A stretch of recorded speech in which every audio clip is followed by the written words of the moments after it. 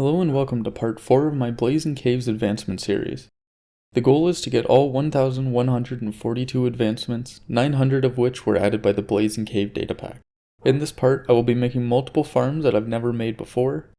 The first is going to be a creeper farm, and then a bone meal farm, and finally a tree farm. All of the farms that I'm going to be making will be linked in the description below. Hopefully I'll be linking to the original creator of the farm, but if it's not the original creator, please let me know so that I can credit them properly.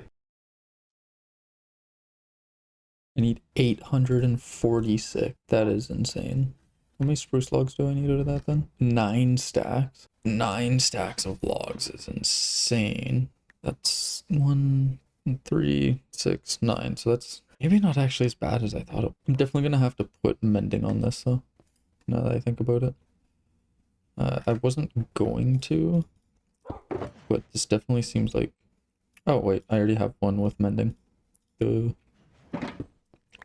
To start off with, I farmed some wood to make some trapdoors which will be used in the creeper farm. I figured out how much wood I was going to need from an awesome website that calculates how much of a specific item you need to craft something. You can see here that I go to spruce trapdoor, enter in the amount of trapdoors I need. The total that I need is 13.5 stacks of trapdoors. The website then calculates how much wood I'm going to need to craft all the items that I want, and that totals 648 spruce logs. Now that I have all the trapdoors I need, I made up the ladders, gathered some smooth stone slabs, carpet, fences, torches, buttons, and all of the smooth stone I would need for building blocks. Okay, so a cold ocean should still be alright, I'm thinking. Once I got all of my items and my shulkers, I headed over to an ocean biome where I would make the actual farm.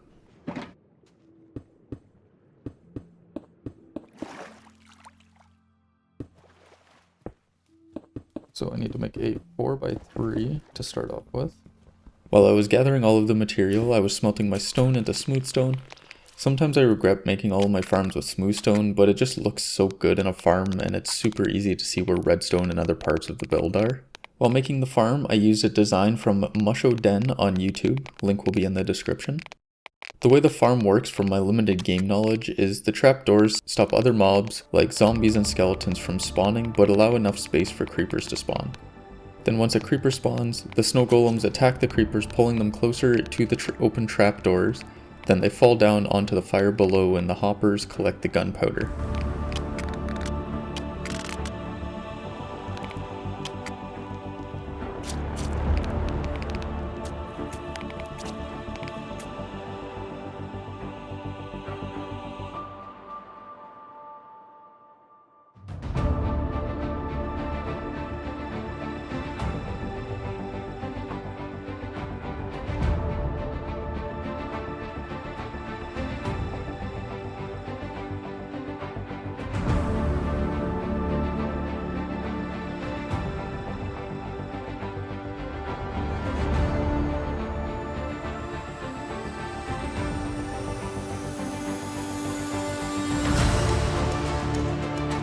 Once the build was complete, I pillared up 115 blocks into the air to start the creeper spawning. I also believe this height makes it so that mobs below ground don't spawn because I'm so high up, but I could be wrong about that. Either way, I went AFK on top of the pillar for a good 20 minutes or so while I did some other stuff, and the end result was pretty decent for the amount of time I was AFK for. I don't have much use for gunpowder at this point other than fireworks, so I'm pretty happy with the build. Alright. I can just do this. I don't need to be a peasant anymore. Woo! Okay, so the farm that I'm going to be making is a versatile tree farm by IanX04 on YouTube. I believe he's the original creator. I looked into the build a little bit. They appear to be the original. If they're not, then I'm sorry. Please let me know and then I'll change the link in the description. But I'm going to need a lot of materials, a lot more than I normally would actually need. At this point, I'm 100 days into the game and I'm short on pretty much most materials. So I'm making this entire episode just me making different farms to help me get what I need to progress more easily into this data pack. So here's the first one. It's a small iron farm at a nearby village. Enjoy the little build montage of that.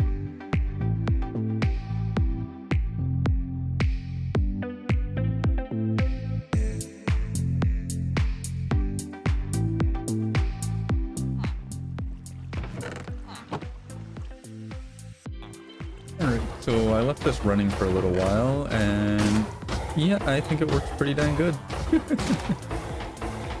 I'm just gonna fill up the shulker box with a bunch of iron here. Now I'm heading back to my base to make the actual bone meal farm that I originally wanted to make.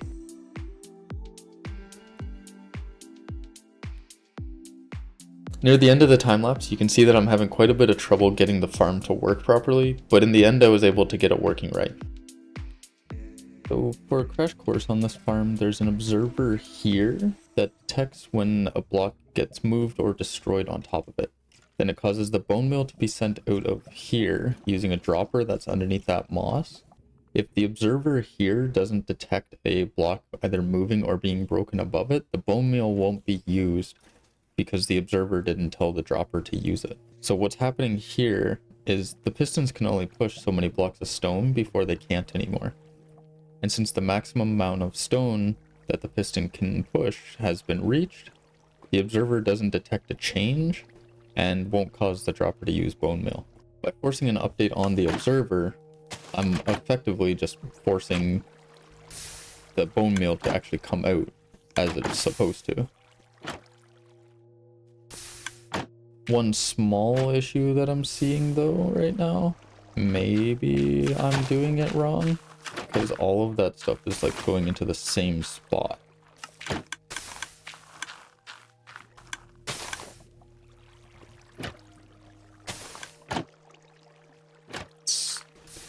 And because of that water that stays around, it's like not working properly, and it's really annoying. Because I want that to keep going, but because that's like that, it won't continue. But by doing that, I do kind of fix it. And then essentially this is just going to make all of the moss get broken, because if it gets pushed by a piece of stone that's being pushed by a piston, then that breaks it. And then you can see here that it actually does what it's supposed to do. And we'll just wait for it again. So once it breaks this block here, the bone meal will come out there, and then it'll all get pushed down into there, and then everything should work as it's supposed to now. But yeah, that's a pretty good little crash course on this thing, and it's like actually pretty decent at what it does. I don't have any in here because it's all going into these, which is slightly annoying, I won't lie. Now the next farm that I'm making is a tree farm. It has taken me way too long to get everything that I need for this farm. It's going to be so nice to not have to go out and manually farm trees anymore with my axe. The first thing I need to do is find a jungle for some bamboo so that I can make scaffolding. I looked around for a really long time and just got fed up with not finding the jungle that I ended up using Chunkbase. Chunkbase, for those who don't know, allows you to put in your world seed onto its website. Then it loads the world with very accurate information about where villages and fortresses and most importantly the biomes are. I really wish I used this when I was trying to find a swamp, but I thought it was against the rules for BlazeandCave's achievement legend rule on their Discord. But when I read the rules again, I found that it was allowed. I literally just want bamboo. Woo! So I'm gonna grab as much of the bamboo as I can, and then I'm also gonna just chop down some jungle trees so I can get their leaves.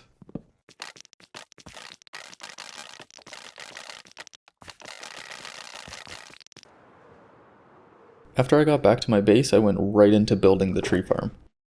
The tree farm I am using is by BlazeandCave's on YouTube. The tree farm basically allows me to farm any kind of wood that I want to. Anything from spruce and oak to jungle and even mushrooms. It's a really easy design to build, and Ian explains it really well how it works in his video, which will be in the description below. The basic concept of the farm is that there's a TNT duper way up in the sky, and it ignites the TNT falls down to the obsidian and blows up. I will be standing on a platform with the saplings in my left hand and bone meal in my right hand, and I will also be holding right click. I place the sapling down, then because I'm holding right click, the bone meal in my right hand goes onto the tree. The tree then grows, and because the TNT is ignited and falling, lands beside the tree, blowing it up and dropping the items into the water below where they can get sorted. For now, here's a time lapse of the actual build. Once the build is actually complete, then I will show you how the farm actually works in action.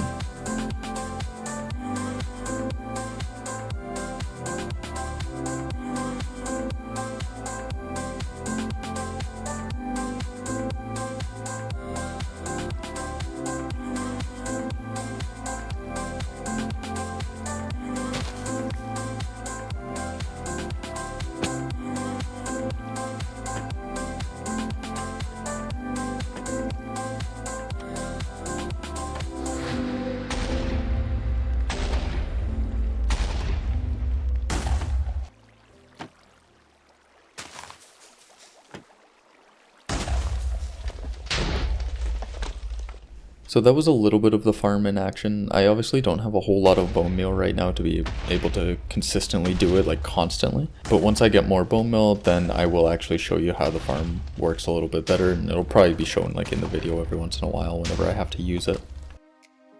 The next thing I want to do is help myself with the food shortage that I'm having. I'm going to make some farms under my base so that the overworld doesn't get too cluttered with buildings and farms. The first layer is going to be farms for animals. The three that I want to have down here are chickens, cows, and pigs. You may notice that sheep are not listed here. Sheep are going to have their own area because I'm going to make a wool farm later on, as many of my future builds are probably going to need a lot of wool.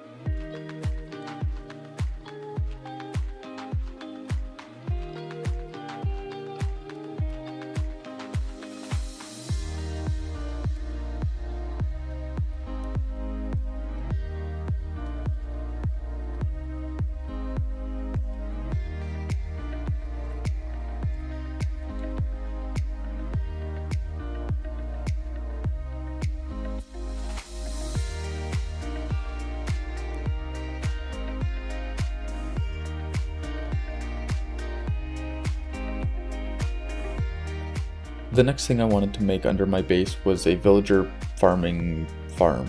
I don't know exactly what to call it, but the premise of the farm is that you have 4 villagers farming crops with 1 villager in the middle. The farmer villagers will farm the crops and bring the crop to the middle villager and throw them at the villager, basically trying to breed with them. But when the farmer villager throws the crop at the middle villager, the hopper minecarts in the middle of it pick up the food before it gets sent to the chest below. Time to see if there's any new villagers that spawned over at my old farm. I highly doubt that new villagers spawned, but it would at least be nice to know. I am going to assume that they did not. Okay, well, time to find 5 villagers then. So I'll do a quick villager breeding thing here.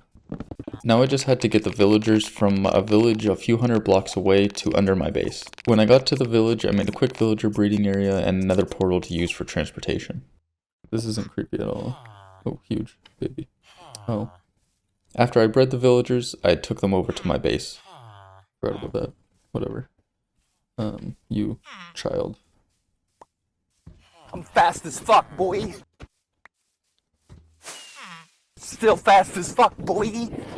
Ooh, you bugger. The first villager I brought over was a baby villager, and oh my, he was a bugger to get into the farm.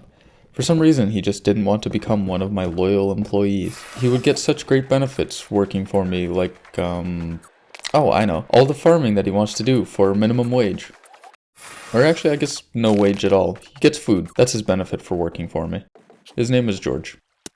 I brought over the other villagers without issue, and I finally had what I needed. The farm isn't fully operational yet, because I need to get more seeds and stuff to fill up the fields, but it's a nice start for now.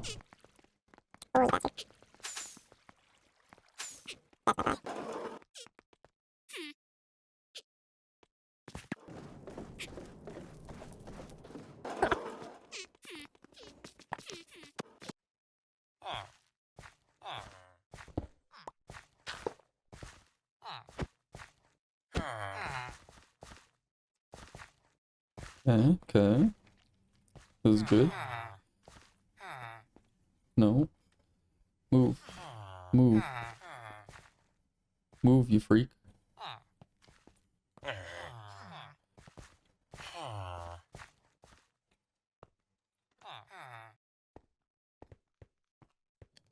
It was something that I'm realizing, this smelting thing that I have going on here, this is not good enough. My builds are getting bigger. and I really just need to smelt a lot of stuff. So I'm going to make a smelting array. The smelting array that I'm going to go with here is made by Cubic Meter on YouTube. It's a 64 item smelting array, so this is going to go hopefully pretty well. First though, what I need to do is gather up the materials that I need for it, and to help me with knowing how many materials I actually need, I have installed the Lightmatica mod, which basically adds in schematics to the game. I verified with the moderators, well, not really the moderators, but that I should be able to do this and still be able to get the achievement that I'm going for at the end of the game here once I finish everything that I'm doing. So for this, essentially I'm just going to go load schematic, then I'm going to go load schematic, alrighty. That is really big. That is a lot bigger than I thought it was. Okay. So, what I need is a stick. I'm pretty sure, so that I can actually move. There we go. So now you can see down at the bottom left of the screen that I have some... Oh, okay, so that just moves it to where I want it. That is good to know. Okay, so it's pinned to that block right there. So that's the main block. So what I'm going to do, I'm going to set it like here. And what does that actually look like now? So it is all up on the grass like I want it to be. Obviously, this is like a massive monstrosity, which I'm going to be building a bunch of stuff around. So it's not going to be always just out in the open like this. So I'm going to build like a building around it. Hopefully make it look kind of like a blacksmith building. With like darker blocks and all that sort of stuff. But we'll get to that once we actually get the smelting array itself built. So for now, render blocks is transparent, which this will essentially make it so that I can see easier what I'm placing where, just so that when I'm placing stuff, I don't get confused about where things are actually meant to go. So next we want to find out, I actually need, in terms of items, material list, info HUD. Ooh, I do like that a lot. That is really nice. So that's all of the materials that I need. Very cool, very cool. There's also like a really cool thing that you can do with it here. And basically that's setting each layer that's actually rendered at a time. So if I go like that, it's going to render the different layers. And then I can see exactly what I need to place and where I need to place it, which I think is just an awesome thing. But first I am going to go out and get all of the materials that I need. So I will be back in a little bit once I do that. Look at that, the number goes down as well when I make new items for it.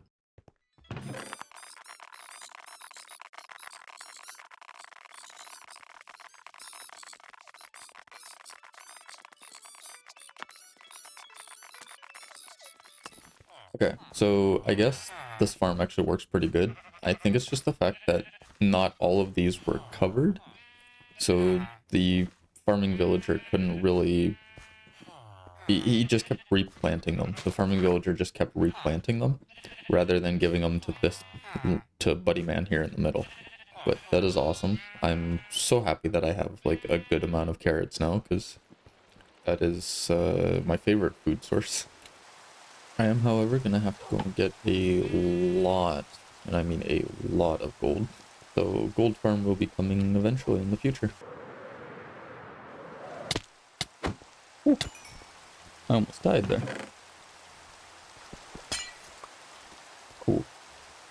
I really was not paying attention when I landed.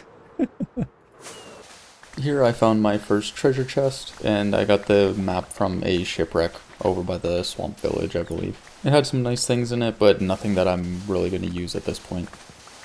There it is. Huge. Go away. Oh no, I needed that Nautilus shell, well, whatever. So I didn't want to, but I think I am going to use chunk base to find a terracotta area so I can get my terracotta block. This is a big old tower here. Tower? After mining a bunch of terracotta, I used chunk base again to find an ice biome so I could get packed ice. It was super far away from my base and any other portal that I already had in the area, so I did end up opting to build another portal in the nether so that I could come out right inside of the ice biome. The rest of the items I will just skip over for now since it's pretty boring and it's just me collecting a bunch of items. Except for one thing, I guess. I made a small bee farm because I needed honey blocks for the smelting array. Now that I have all the items, here's a build montage.